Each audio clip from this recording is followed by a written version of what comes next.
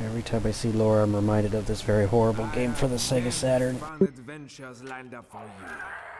We have death, destruction, disease. It's called D, and one of the villains would just repeatedly say, Laura, Laura.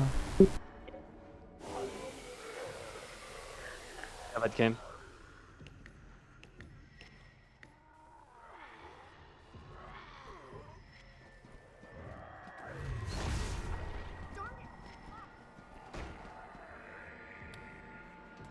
We need to do a remake of that game.